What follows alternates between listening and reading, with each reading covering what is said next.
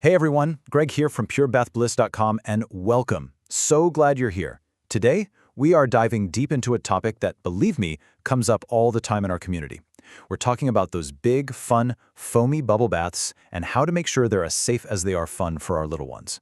Let's turn that bath time worry into total bliss. So picture this. You're about to make bath time super fun, you've got the bottle of bubbles in your hand, and then this question just pops into your head. Let me just say, you are not alone. This is such a common and honestly such a smart question to be asking. It shows you're thinking about that incredibly delicate, precious skin. For anyone who might be new, hey, I'm Greg. My whole passion for this started with a simple question. What are we actually putting on our skin and washing down the drain? At Pure Bath Bliss, that's what we're all about. So think of me as your guide today. We're going to cut through the confusion, look at the real science, and give you the confidence to make the best choices. Okay, let's get right into it. What's the deal with bubble bath anyway? Why is there even a worry in the first place? Well, a baby's body is it's a totally different world from ours. It's so much more sensitive, and something that seems totally harmless can actually have a few risks we really need to know about. When you boil it all down, the concern really comes from three main areas. You've got general skin sensitivity and irritation.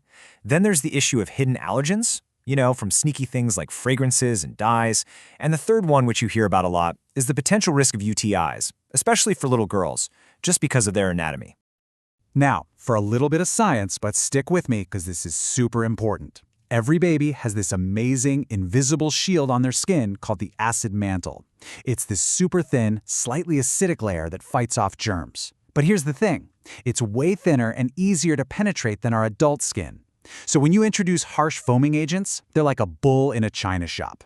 They don't just wash away dirt, they strip away all those good, natural, protective oils, leaving that delicate skin totally exposed.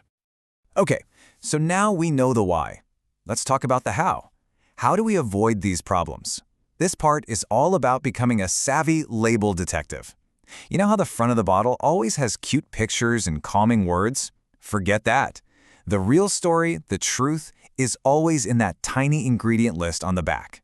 This is where you get your power back. First up on our most wanted list, sulfates. You'll usually see them listed as SLS or SSLS.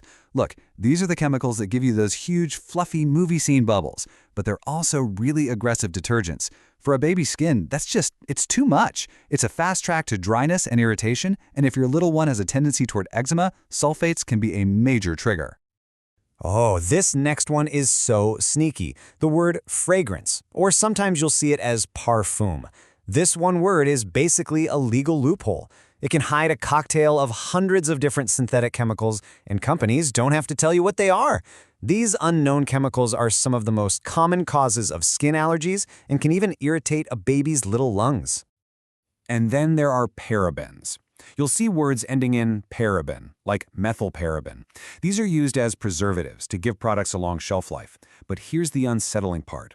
They're also known endocrine disruptors. That means they can mess with the body's natural hormone system. And while one bath might seem like no big deal, we have to think about the cumulative effect of these chemicals over time, especially during those crucial years of development. Okay, this slide right here, this is your secret weapon. Seriously, get your phone out, screenshot this.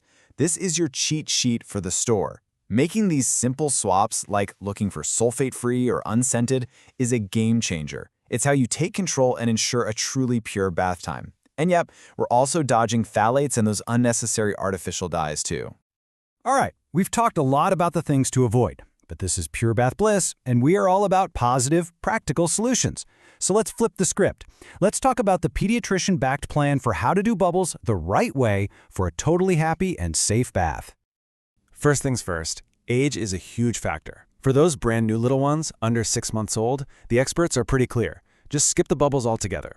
Plain, warm water is absolutely perfect. Once they're between 6 and 12 months, you can think about it as a very occasional treat, but only with a super, super gentle formula. And for our toddlers over 1 year, even then, it's best to keep it special, maybe once or twice a week tops. And when you do decide it's bubble time, just remember these 3 simple steps. First, a little goes a long way. You really only need a tiny capful to get some nice, soft bubbles. Second, keep it short and sweet. A good soak is about 10 to 15 minutes. And third, this one is so important. Always finish with a quick rinse of clean water to wash away any leftover residue, especially around the genital area. But hey, what if you decide, you know what, the bubbles just aren't for us? Or maybe your little one has extra sensitive skin. The amazing news is that you do not need a tub full of foam to have a fantastic, joyful bath time. There are so many wonderful, gentle ways to make a splash. You know, I actually have a personal story about this one. I remember giving my niece her very first bubble bath, and I went a little overboard with a pretty standard product. The bubbles were huge, they got everywhere, and it just totally overwhelmed her. It ended in tears. We switched to an incredibly mild formula and literally used just a tiny splash, and it completely changed everything. Bath time became fun again. It really proved to me that less is more. So what are some of these awesome alternatives? Well, you can use a high-quality, gentle baby wash, or one of my absolute favorites, a soothing oatmeal bath. You just grind up some organic oats. It's amazing for calming irritated skin. For dry skin, a little splash of coconut or almond oil works wonders. Just be super careful because the tub can get slippery. And honestly, sometimes the most fun is just simple water play with some stacking cups and sponges. Now, for all of you who are thinking, okay, Greg, I hear you, but I still really love the idea of bubbles. I get it. They're magical. So let's talk about how to choose the absolute safest, most toxin-free option out there, one that really fits the Pure Bath Bliss philosophy. Here's your final game plan.